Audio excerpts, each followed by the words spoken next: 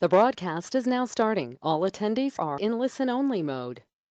Hello, everybody, and thank you for joining us today. Welcome. My name is Nathan Costner with the Motor Safety Association, and today our webinar topic for the first quarter is going to be on fire safety planning. Just before we kind of get going here today, you may have noticed that your microphones have been muted and they're going to remain muted for the duration of the webinar. However, if you have any questions as we move through the webinar today, please feel free to enter them into the question box and I'll follow up with you at the conclusion of the webinar in regards to your questions. So I'll also be sending out some useful resources from today's webinar to kind of help you along your path to create a successful, compliant fire safety plan at your business. So be on the lookout for those. We're also going to link them to the webinar on our web or on our website at www.motorsafety.ca. We'll link it directly to this webinar if you're looking for those resources after as well, or you weren't able to attend today live. So without further ado, let's kind of jump into things. So I noticed this is not only an important topic, but as I kind of was doing some research for this, and even just traveling throughout the province, we've had quite a few pretty significant fire safety examples, I guess you could say, throughout our province. I know, one of my favorite restaurants actually to eat in Regina, they had a gas leak and quite a significant explosion at their business, I think in early January of this year. There's a flour mill next door to our office here in Saskatoon that caught fire. They had quite a few fire trucks there, or fire first responders there, I should say, battling that fire. Just recently, here maybe 2 or 3 weeks ago, one of the auto body shops in North Battleford burnt down, like absolutely nothing left, burnt right to the ground.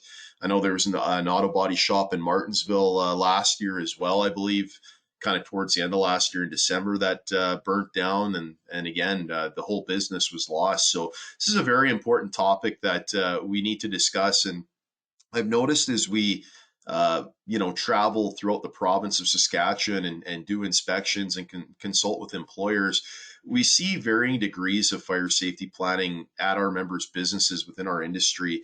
And I can say that the one thing that kind of stands out to me is that companies usually put together a very basic kind of fire safety plan based on kind of what they think they need, and it doesn't really have much significant ties to regulations. It's maybe things that they've come across or they see at other businesses. So we commonly will see evacuation maps. Some businesses don't have them at all either. We kind of see varying degrees of that.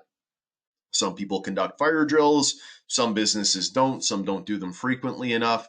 The point being is, I think there's a lot of questions about what needs to be in these plans, whether or not you need one, and what they actually look like. So my goal today is to kind of clarify some of that information and set you on a path to successfully develop or augment your fire safety plan and ultimately implement it in a way that's compliant with our legislation in the province of Saskatchewan. So that's kind of what we're after here today. So let's kind of start out by addressing what exactly is a fire safety plan. So a fire safety plan is it's a comprehensive document designed to outline the key procedures, responsibilities, and actions that management and your workers, the occupants of your building and facility or workplace should follow to ensure in the safety to ensure safety in the event of a fire. That your plan should be, excuse me, tailored to the specific needs and layout of your building, taking into consideration all the potential fire hazards that you might have in your building, the means of escape, the fire protection systems that you have throughout your building, and strategies for containing and extinguishing fires. So fire safety plans, they are required by law here in Saskatchewan and throughout probably every province throughout Canada. And they must be regularly reviewed and updated to reflect any changes potentially in your building structure, occupancy levels, or relevant regulations. The goal ultimately of a plan is to not only protect lives and the property in the event of a fire, but to ensure a quick and adequate, organized, and effective response that minimizes the chaos that can kind of ensue and the confusion potentially when these situations break out. So There's some key components of a fire safety plan, and we're going to kind of go through those today. And really, a lot of today's topic is just going to focus around what those requirements are. And they all hinge on these standards that you see on this slide. So I've referenced Saskatchewan Fire Code, National Fire Code 2020, and the Health and Safety Regulations 2020. So like I said, fire safety plans, they are required by law, regardless of the size of your business, whether you're a small shop or a very large business, all companies, all organizations require a fire safety plan. In regards to how much detail goes into that is oftentimes dependent on the size of your business, right? And we'll kind of talk about that in the coming slides. So the Saskatchewan Fire Code, though, like the fire codes in many of the Canadian provinces, and I guess all of them in territories, it's based on the National Fire Code of Canada. The National Fire Code of Canada actually sets out the minimum fire safety standards for buildings, structures, and areas where hazardous materials are used or stored. So it's actually developed by the Canadian Commission on Building and Fire Codes, and it as part of the National Research Council of Canada, and it serves as a model code that provinces and territories can adopt and adapt to meet their specific needs and circumstances. So when a province like Saskatchewan adopts a national fire code, it may do so with certain amendments that address, local concerns, building practices, and climate conditions or other regional factors. So while the Saskatchewan Fire Code mirrors the National Fire Code and its foundational safety principles and objectives, there might be differences in terms of the specific requirements or how certain regulations are applied in different towns and cities throughout the province. So um, it's a really good idea or best practice, I should say, to consult with your local fire department to review your fire safety plan once you've developed it. That way, they can kind of guide you on anything that may be missing or if there's any additional considerations to be made based on where you operate and maybe any bylaws that might be significant or important in that area. So those local adaptations are important, and they're meant to address any unique conditions that of your area, if there are any. When deciding whether to follow Saskatchewan Fire Code or the health and safety regulations for a fire safety plan, it's essential to understand that both sets of regulations serve different but complementary purposes in ensuring safety in workplaces and other premises.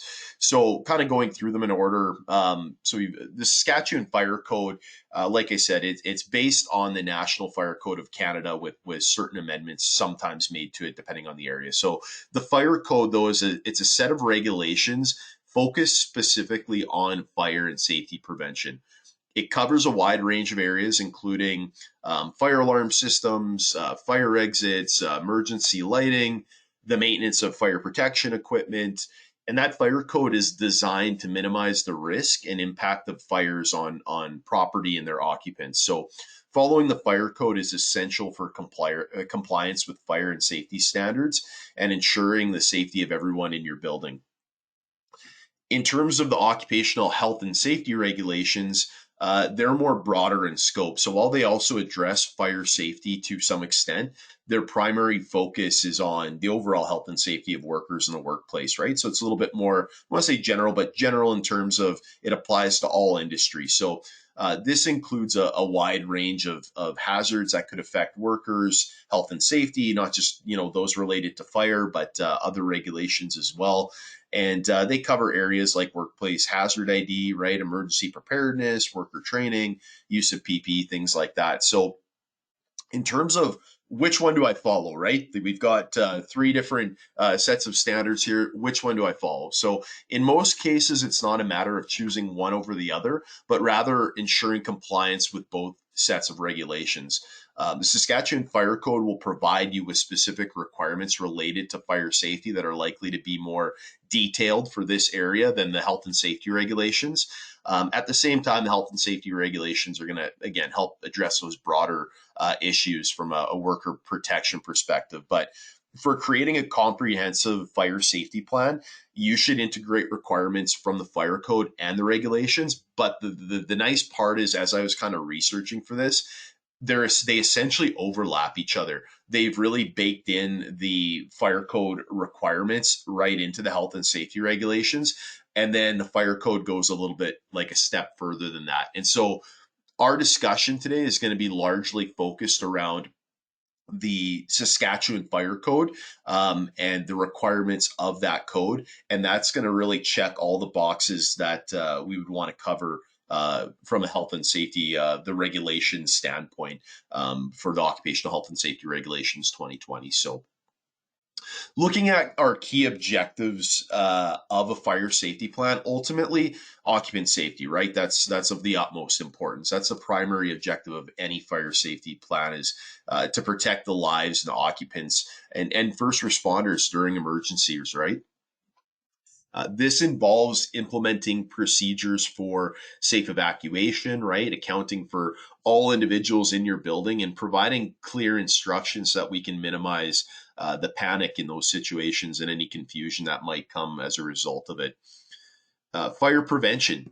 This is a key component of a fire safety plan as well. It's ultimately we want to identify potential fire hazards within our buildings and facilities and outline measures to prevent those from occurring. This includes regular maintenance and inspection of your fire protection systems, controlling sources of ignition, and managing hazardous products and combustible materials. And fire containment.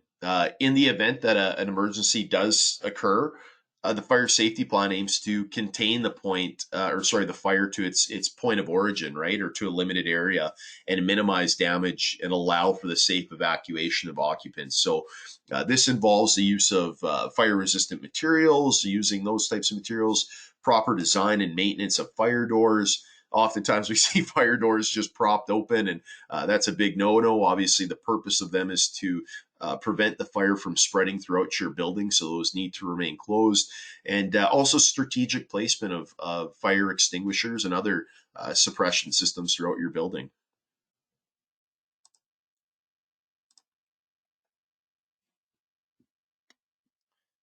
So, fire safety plan requirements. So, the Saskatchewan Fire Code identifies the information required to be provided in a fire safety plan. So, this is going to be the information that we're going to focus on today.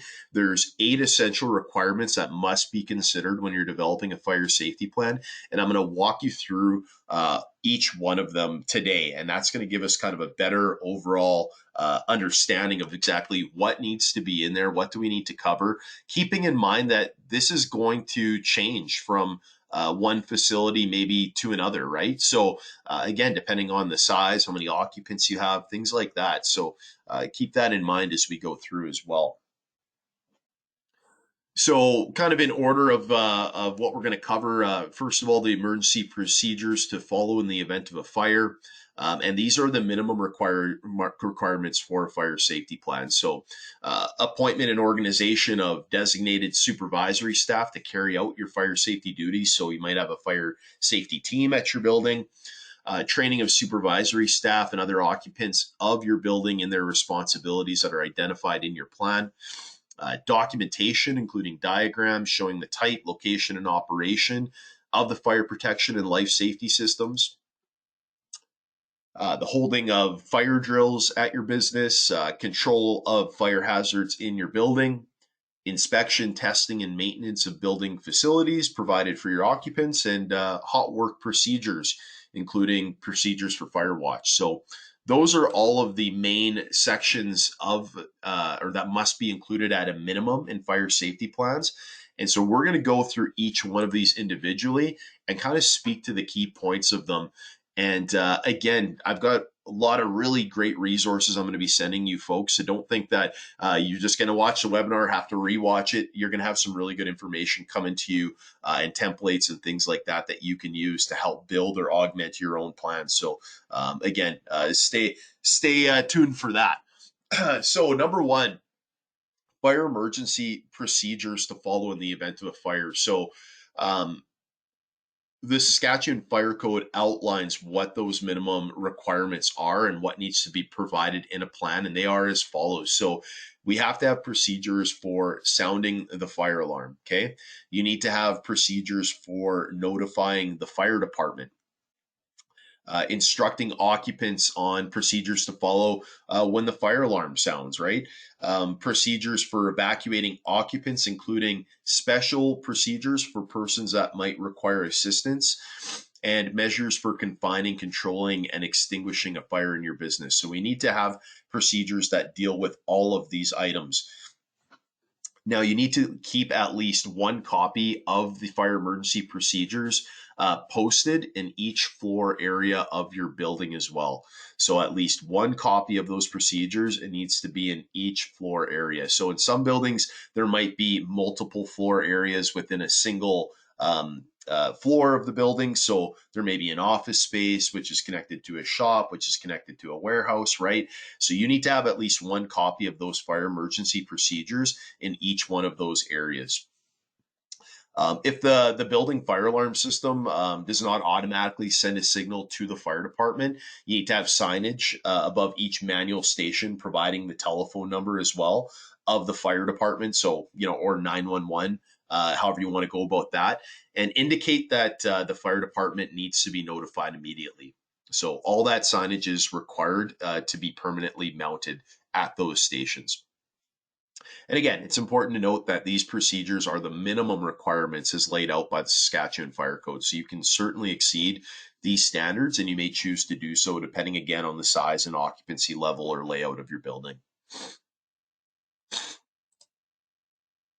So we kind of had mentioned in that part one or stated a person requiring assistance, and this is referenced differently in the fire code than it is in the occupational health and safety regulations. So um, the regulations, occupational health and safety regulations, state that evacuating endangered workers with special provisions for workers with disabilities. Now, not all people requiring assistance will necessarily have a disability per se, and depends on how you want to perceive that word as well.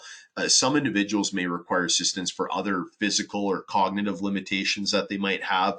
In addition to that, it's important to consider temporary issues such as a worker who might have a sprained ankle or a broken leg, right?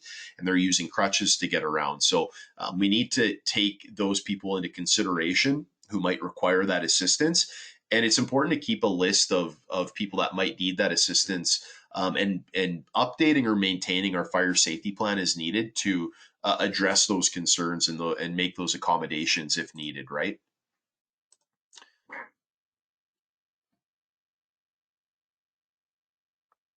Number two, appointment and organization of designated supervisory staff to carry out the fire safety duties. So, oftentimes we'll call this a fire safety team, right?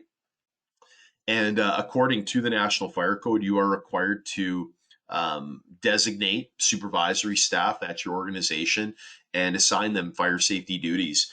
Um, they're going to have various tasks depending on uh, what role they play on your fire safety team, but at a minimum these are the things that they need to know. So or some of the things that they might need to know, ensuring the maintenance and operation of fire protection devices. So that's your fire extinguishers, your smoke detectors and alarms, emergency lighting, things like that.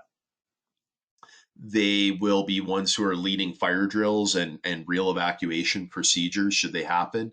They'll be assisting in the evacuation of occupants, including those, again, with disabilities or requiring assistance. They'll be responsible for educating and training other staff and occupants on fire safety and the evacuation procedures. And they will ultimately serve, or somebody might be designated with that role of serving as a liaison to the fire department during emergency situations. So, key points on this one is that your staff need to be adequately trained and knowledgeable about the specific fire safety procedures at your business and also the equipment within the building.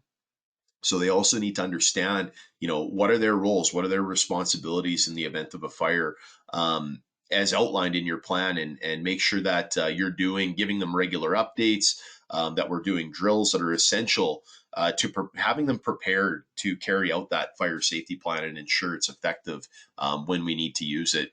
So you'll need to develop a team of persons responsible for carrying out that plan. The team is generally comprised of different supervisors and management throughout your building. The size of your team is going to be largely based on the size of your building, right? Again, number of staff at your location, size of your building, any specific hazards that might be found in your building.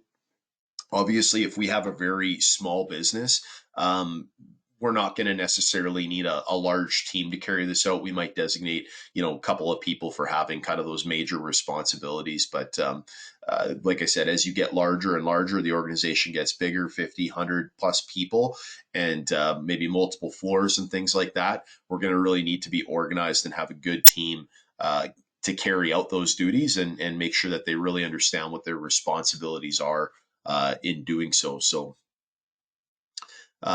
supervisory staff assigned to the team, they need to be instructed again in your fire emergency procedures before they're given any responsibility for fire safety. Okay, so again, they need to get the training first and the instruction before we start giving them responsibilities. We want to make sure that they have a very intimate understanding of what our plan is.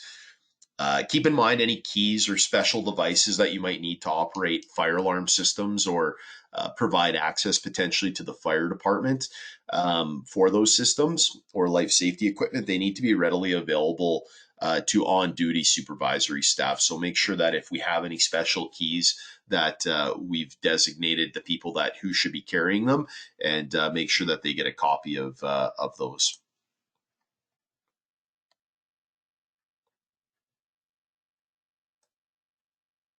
Oops. My slides did something funky on me here. There we go. So this is kind of just a little example of what a fire safety team might look like. If you were to put a full scale team together for a larger building. So here's some of the kind of the primary roles that you might see as part of that plan. So you'd have a chief fire warden. They would ultimately have the overall responsibility for a fire event, including planning and preparation, right? They're going to often ensure things like doors have been closed, checking the bathrooms, performing head counts once we get to our muster points, and doing things like that. They're going to be kind of that chief person that is really responsible for the overall plan. The assistant fire warden, oftentimes they might be the person that's responsible for that mass alert system to notify employees, right? Calling the fire department, gathering reports like fire drill reports, fire incident inspection reports, things like that. They might be assigned those duties. If your company is using an emergency communication system, make sure this person is the system admin for that communication system. You might have route guides. So route guides play an essential role in ensuring that routes are clear and that you're evacuating in a calm and orderly fashion.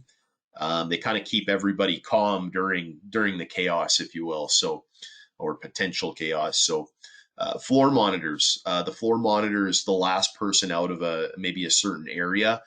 They'll have an assigned area to cover and ensure that everyone's evacuated, doors are closed in their area, and then report back to the chief warden at the muster point once they're out of the building and safe. So again, we can assign different duties, get different levels of assistance depending on the size and scope of our fire safety plan. So this is kind of what that might look like in the real world. Training. So training of supervisory staff and other occupants of the building in their responsibility, identified in the fire safety plan. So the fire code stipulates that these persons must be trained on all fire safety procedures and equipment in your building. This includes understanding what their roles are in an emergency as designated in your plan, which may involve, again, leading evacuations, right? Operating fire protection equipment, coordinating with emergency services and things like that. They need to be informed, the people that are assigned these roles, of all of your procedures related to fire safety. And this can be done. They also need to train other people, I should say, on their responsibilities for fire safety. And this can be done through things like toolbox talks, safety meetings, right? Ensuring you have good visibility throughout your building of your procedures, um, providing the information that they need to be successful should a fire emergency happen. So when we designate people in those roles, those supervisory staff, they need to be responsible for educating and training and informing others in their area, making sure that we are all on the same page and understand what's required of us in those situations. So, this piece really does go hand in hand with holding fire safety drills, which we're also going to talk about, because you need to show proof of training ultimately, right? Everything or everyone, sorry, on your fire safety team should receive a copy of your fire safety plan in its entirety and sign off that they've read it and understand their responsibilities. And another way of showing proof of training, typically we can write a test or an exam, or we can show a practical demonstration of the knowledge that's been acquired. And that's where the fire safety drills really come in, right?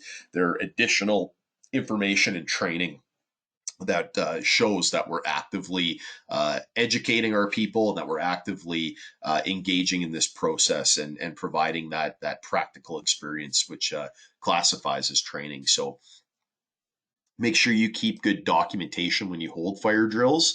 And like I said, it acts as a due diligence component to show that we are training our staff on the what's needed. So number four, documentation and diagrams. Diagrams, when we say diagrams, we're often referring to these maps, right? Evacuation maps that you see. And under the Saskatchewan Fire Code, the documentation for fire safety must include those diagrams, so your evacuation maps. And they need to precisely show the type, location, and how to operate all fire protection and life safety systems. These diagrams ultimately help users understand the distribution and functioning of those systems, like your fire alarms, your fire extinguishers, right? Your sprinkler systems and emergency exits, things like that. They need to be accurate, they need to be clear and up to date so that we can enable an effective response in an emergency situation. The Saskatchewan Fire Code mandates that these diagrams or maps be a part of your plan, and it's crucial for training, maintaining, training and the maintenance and handling emergency situations. Excuse me.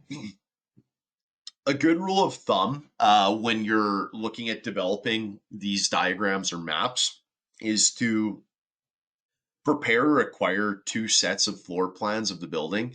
The floor plan should show each level of the building. And the first set of floor plans, what you're going to do is you want to complete the first set to indicate the emergency evacuation routes from each floor, indicate the exits, any fire escape routes, alternate escape routes, your muster point, identifying where your fire extinguishers are, things like that. The second set of floor plans, this is going to identify all of your fire protection systems potentially if you, especially if you have a larger building or a newer building, they're going to be a little bit more intricate than maybe an older building, say. So we want to indicate on those on that second set of plans where the fire protection systems are, any life safety equipment, and utility controls or areas with special hazards in your building. Special hazards would include kind of areas with chemicals, high fuel loads, compressed gases, high voltage areas, any extinguishing systems, CO2 systems, and so forth. So, in many plans, these are often indicated in writing, but a diagram or map or a blueprint is going to really be that much more helpful for first responders in the fire department so that they can identify where that equipment is and develop the best plan of attack to access those areas if need be. So, make sure that you, especially the larger the building you have, that you have two sets of plans. That second set is essentially going to be contained with your fire safety plan, which should be with your fire warden. That way, they can hand over that plan to first responders when they show up, and they can quickly access those diagrams and things like that, and be able to see what's going on. And then that first set of plans that you indicate your emergency routes, we're going to post those in conspicuous areas along evacuation routes throughout our building. And that way workers have that firsthand glance of, these are where my routes are. That's where the muster point is. These are where the fire extinguishers are located. Oftentimes people put kind of additional things on their evacuation maps, like the procedure for, calling emergency services, as well as evacuation procedures. So the more well laid out and well documented these are, the much clearer they're going to be for all parties, whether it's your employees or the fire department, when they respond in these situations. So something to keep in mind too, fire protection systems and life safety equipment, as well as all the building features, they need to be identified by symbols on your floor plans.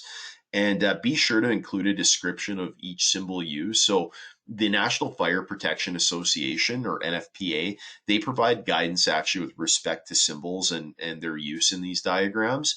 And I'll be sending out, it's called NFPA 170, Standard for Fire Safety and Emergency Symbols. I'll be sending that out or including that as a resource from today's webinar as well. So you'll have that so that you can reference it. Sometimes I see diagrams and they have no legend at all, or they'll have a legend and just a symbol, and expect people will just know what that is. That's not always the case. So, especially like I said, we have multicultural workplaces, and depending on people's experiences or understanding of those symbols, they may have no idea what they're looking at, right? So, we want to make sure that we define what each one of those symbols is as well. So just some quick examples of, what an evacuation map could potentially look like. On this one, you can see kind of a general layout of their site. And then we have the evacuation procedures, the use of the fire extinguisher, and different safety considerations on the bottom left. That's excellent information to have in addition to the map.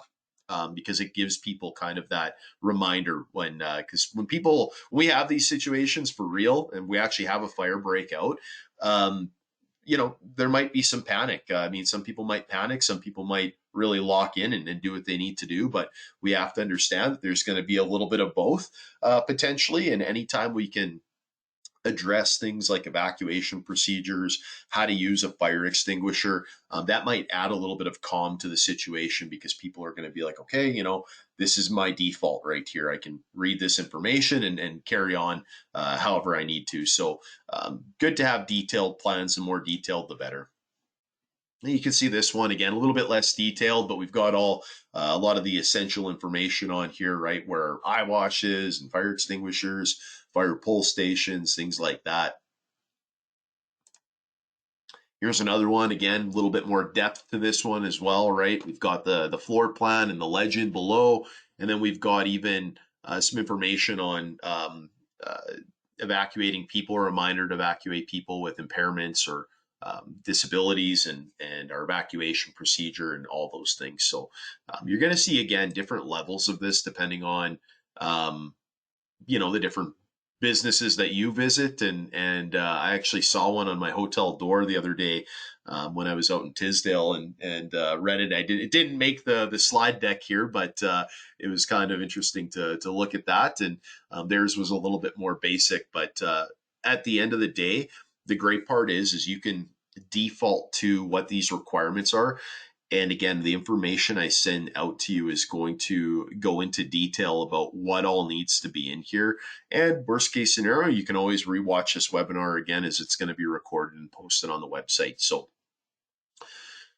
fire drills, holding up fire drills. So a fire drill is ultimately, this is just a simulated emergency situation, right? In which we want our occupants to practice evacuating the building and in response to a fire alarm. So the purpose of these drills is to help people become familiar with those evacuation procedures and the use of the building's fire safety systems, so that they can safely evacuate a building in the event of a fire. And again, when you practice these things, that practice makes perfect, right? I remember in baseball we had a saying, what was it?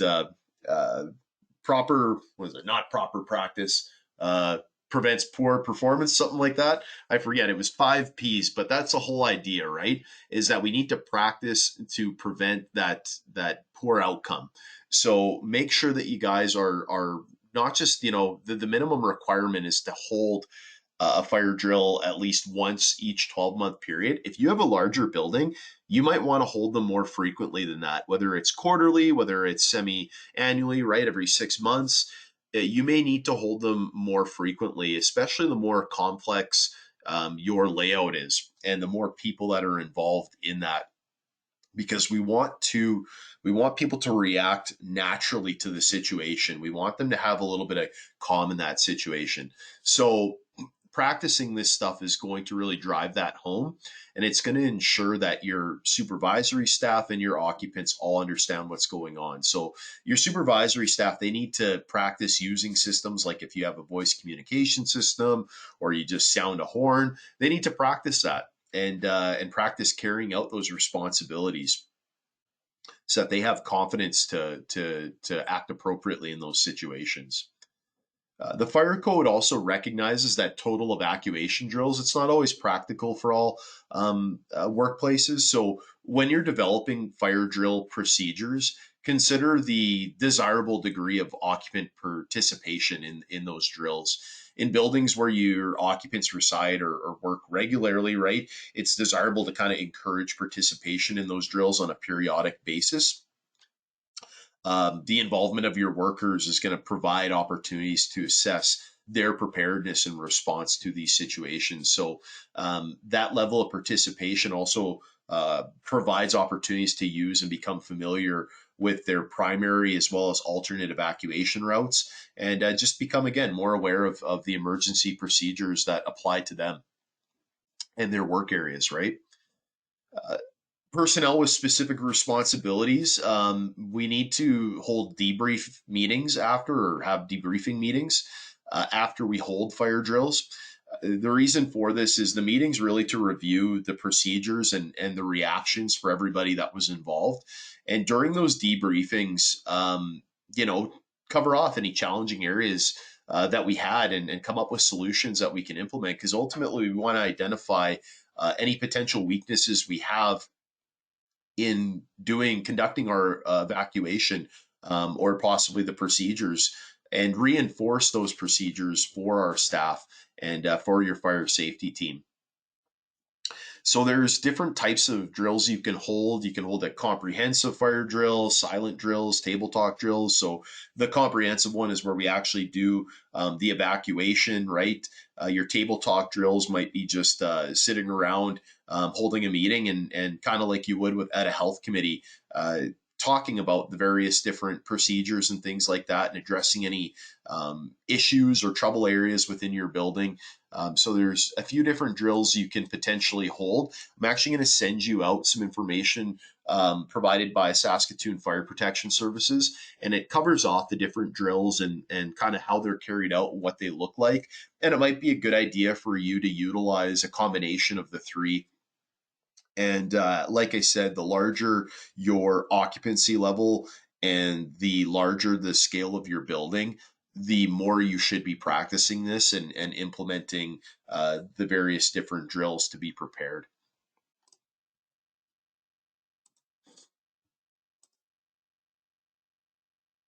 So, controlling fire hazards in your building, the fire code requires that you include specific information regarding some of these items. So, I've got 6 here for you. So, we'll start out with the first one. So, um, dangerous goods, or indoor and outdoor storage of dangerous goods, as well as the indoor storage of combustible products and dangerous goods. So, this is often one that's missed in many fire safety plans. So, where we have storage of dangerous goods, whether it's indoor or outdoor, we need to include certain information in our fire safety plan. And some of that information is going to be things like the location and the maximum quantity of each product that we store, where dangerous goods are stored or handled. We need to include the names, addresses, and telephone numbers of anybody that needs to be contacted in case a fire breaks out during non operating hours as well. We want to specify any methods that we're using to control a fire emergency and to safely and efficiently recover any materials potentially. We want to provide names, addresses, and phone numbers of, again, any alternate sources of information. So, oftentimes this is going to be your owner is likely going to be the one who's going to have some sort of role to play. Oftentimes they'll be that first contact person. But similar to when I was in loss prevention, we had kind of a chain of command. So essentially, we would provide 5 people, and if, let's say, something happens at your business after hours, the fire emergency, they can contact. They can go through that list essentially and contact the various people until they get a hold of someone. So we would have multiple people. The same thing would apply here. Probably owner, management, and supervisors would be on that list. Excuse me. Individual storage areas used for indoor storage of dangerous goods, they need to be clearly identified by posting signage and placards that identify those products. So when we're looking at indoor storage, a lot of that same stuff applies. If we're storing certain quantities or storage racks that have hazardous products on them, we need to include the method of storage, including the aisle widths for rack storage. You need to include the maximum permitted height of storage for the building or part of the building if it's different. Um, in sprinklered buildings, the sprinkler systems design criteria, inside and outside hose allowances, and the results of the benchmark sprinkler system water flow and water flow tests, identifying the location of the different fire alarm systems and equipment. All that stuff needs to be included in your plan. Like I said, a lot of this stuff can be covered on your diagram, and then maybe below your diagram, we get into things like, again, what the quantities are that are stored in those areas according to the diagram. So how you come up with this, ultimately, you got a little bit of leeway, but the information that we're discussing needs to be covered. And again, I'm going to send you a really good document that's going to lay out all of this information and how you can go about covering it. Excuse me.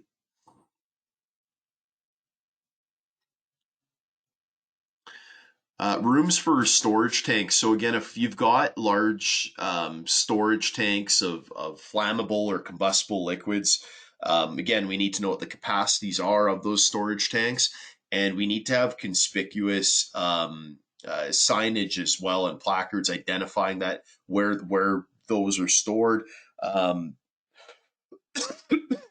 and information, that information needs to be in the fire safety plan as well. Excuse me. Sorry, I've got a little bug in my throat. I caught a cold from my daughter, so I'm working through it here. Excuse me. So, some other items that we need to cover are hazardous processes and operations that might happen at your workplace. So, we want to identify and understand what those processes look like. We need to include any activities, materials, or conditions that could potentially increase the risk of a fire or pose challenges potentially in fire prevention and control. So, some example of hazardous processes or operations might be hot work operations, right, where we're welding, cutting, brazing, things like that. Electrical hazards, right, whether maybe we have faulty wiring, overloaded circuits, areas that have high voltage, things like that. So heating and cooking equipment, oftentimes we'll see these in different dealerships, some of the larger ones where they'll have a heating and cooking equipment and a full kitchen. Be aware that they pose a pretty significant risk of fire from grease or overheating and flammable materials. Often we see those grease traps get really built up. So making sure those are having proper maintenance on them. Mechanical friction and overheating equipment, right? Waste management, housekeeping. All these things are different, potential processes or materials and things like that that could increase the risk of fire at your building. So we need to have some plans in place on how we're going to control those items. Looking at spill control procedures, those are also very important to have for several reasons, right? Primarily because they directly address the prevention and mitigation of fire hazards associated with the accidental release of flammables, combustibles, hazardous materials. So making sure we've got proper spill cleanup resources in place and procedures for looking after those things. Garbage is a fire hazard. So, in our regulations for health and safety in the province, it states that if garbage may constitute a fire hazard or it's present at the place of employment, that the owner needs to provide covered receptacles for those garbages and that are suitable for the nature of the hazard. So, in instances where we've got materials contaminated by flammable liquids, we need to put them in the proper receptacles that are non-combustible and have close fitting metal covers, or they need to be labeled flammable, and they need to be kept at least 1 meter away from other flammable liquids. And then another thing to consider is if we've got other operations, again, grinding things that are creating sparks, we want to keep those obviously far enough away from those operations where we don't have that risk or that increased risk of causing a fire. Number seven, the inspection, testing, and maintenance of building facilities for the safety of occupants. And the fire code provides extensive guidelines and standards for inspecting the various equipment at your buildings. Those standards are very crucial for ensuring the effectiveness and reliability of fire safety measures within a building. I've spoken to different members, and we've had situations where they went to go and use a fire extinguisher, and it just didn't work. Right, it had absolutely no pressure in it, so they had to quickly run and go get another one that hopefully was working. So to avoid those situations, we want to be inspecting and maintaining those features of our building on an ongoing basis. So there's a general there's specific requirements, sorry, for each one of these systems. And again, some of the information I'm going to send out here afterwards is going to identify. There's a really good appendix in the Regina and Saskatchewan Fire Protection Service fire safety plan template, and they identify the various potential systems that you could have within your building and what the testing requirements are for each. So if you're kind of stumped, or what's the requirement for this or that, we do have standards, obviously NFPA, National Fire Code, Sask Fire Code, all those things identify those items. But this will be kind of the nice part about these templates that they've created is it gives you kind of a quick overview of looking at what systems that you might have at your building and getting a better understanding of how often you need to test those things. And this is everything from your fire alarms, fire extinguishers, sprinkler systems, excuse me, fire doors, your emergency lighting, smoke control and ventilation systems, emergency and standby power systems, right? Exit paths, all this stuff. So they lay out a really good detailed information and kind of give you a bit of a template that you can work from. And I'll provide those at the conclusion of the webinar today. And finally, hot work procedures, including procedures for fire watch. So when we're looking at hot work procedures, hot works are any activities that involve open flames or the production of heat or sparks, which is going to include things like cutting, welding, soldering, brazing, grinding, adhesive bonding, thermal spraying, things like that. So a fire safety plan must include hot work safety measures for the prevention of fires. And this, again, is one that we often see missed. We know that a lot of our members have certain types of hot work that they do. Oftentimes it's in the welding, cutting, doing things that create sparks, grinding and stuff like that, but they've got absolutely no procedures in place for hot work. So I'd say that's fairly common throughout the province, and something that we're obviously trying to address as we go out and do our own inspections. But this needs to be covered in your fire safety plan, and the fire code provides guidance for hot work safety to prevent fires, which includes conducting risk assessments prior to commencing work, using protective barriers and guards, and ensuring the presence of fire extinguishers and other extinguishing methods in the vicinity of that work. Excuse me. removing flammable materials from the vicinity, and making sure that we have a fire watch during and after the operations, so that we can prevent fires from possibly happening after the work is done. Additionally, it may involve obtaining hot work permits and ensuring adequate ventilation in that work area. So, like I said, I'll be sending out some information in regards to that, and also some examples of what a hot work permit looks like. On this next slide here, you can see this is kind of just a hot work permit tag, right?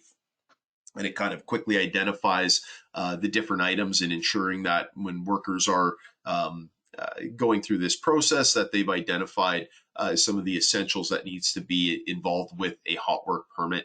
I've also got a really good template that I'm going to send to you that was developed by the National Fire Protection Association, that hits on a lot of these points that are on this tag. But it's just a checklist to ensure that you're dealing with you've got procedures in place for dealing with hot work at your business. So, and finally, how do we kind of roll this out? Where do you post your fire safety plans in your building? So, the Saskatchewan Fire Code requires that a copy of the fire safety plan be retained in your building.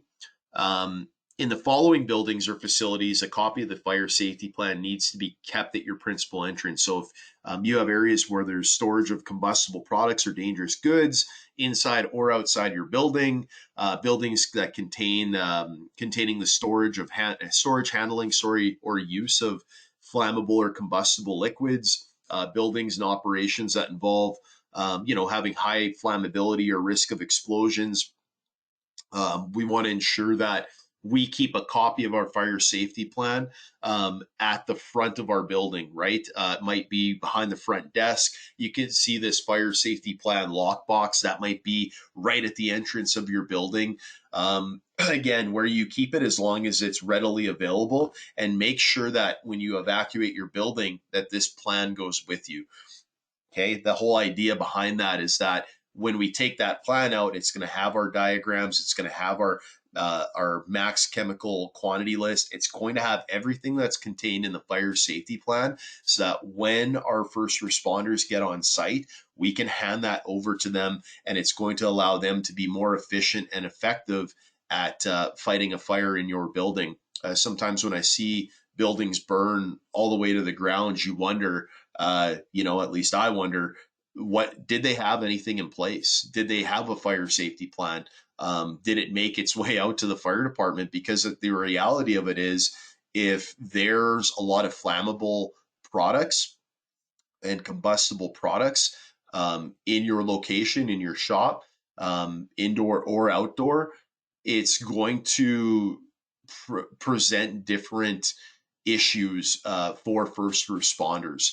And if they don't know where those items are located, they're not going to put their people at risk to go and fight a fire in a building where they can't properly identify potential for other events and explosions in that workplace. The only time that they might make that consideration is if they need to go and rescue somebody. But if you've got everybody out of the building, it's going to probably drastically change how they go about fighting that fire. So having those plans could ultimately end up saving a portion of your business, and ensuring that you can maybe operate sooner.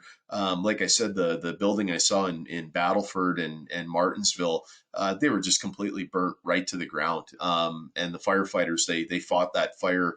I think both of them, most of the day and into the night and the early hours in the morning. So again, we need to keep that in mind. Make sure that your fire safety plans as well, that they're posted in locations where they're easily accessible and visible to all your employees and visitors. Often we'll see them go up on safety boards as well in your building. That's a great place to also have them, in addition to keeping them at the front desk or in your front areas, entrances. Common places, again, main entrance, break rooms, safety bulletin boards, near fire alarm control panels.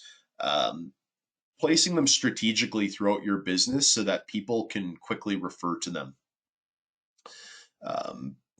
Also, keep in mind that your fire safety plan, this should be reviewed at intervals that aren't greater than 12 months, because we want to take into account any changes potentially in our building or the plan itself, or maybe upon that review. I've often actually read fire safety plans where people have retired or they've moved on to other jobs and they're still listed on the fire safety plan. We want to keep those documents updated as we need to. So making sure that you have a full review of your plan every 12 months will prevent it from being outdated, and making sure it's current. And again, once you've completed a fire safety plan or you're in that development process, reach out to us. We can provide different templates and resources for you. I've got a lot of great resources to send out to you folks. Again, we'll link them to this webinar as well, if you want to go back to it. And also reach out to the fire protection services in your area and have them do a walkthrough, have them review your plan, have them come and walk through the building with you.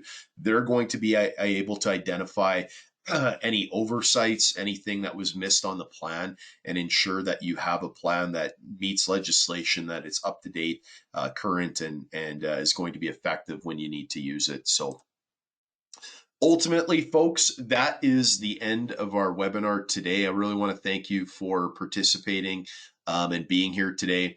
Like I said, keep in mind, we're going to have some resources going out on Monday next week, as well as attaching them to this webinar on our website. So if you need to refer to them later, you certainly will have them, or reach out directly to us, obviously, and we can provide that for you. They're really great resources. They're going to help you develop plans. They're going to have step-by-step guides and templates that were developed by the fire protection services in Regina and Saskatoon. So great source of information. And keep in mind, just because they were developed by those folks, they can be used province-wide. But like I said, and I stated earlier, have your local fire officials review that plan, make sure it's up to snuff. So thanks again, everyone, for your attendance today. I'll leave the webinar open for a couple more minutes to answer any questions you might have. I'm going to respond to those questions directly to you. So I won't put them in the chat box, but I will make sure that I email you afterwards and answer all your questions. And those will likely go out Monday next week. So otherwise, thanks everyone for attending. Have a safe and great rest of your day, and happy Easter. Take care, everybody. Have a great day for now.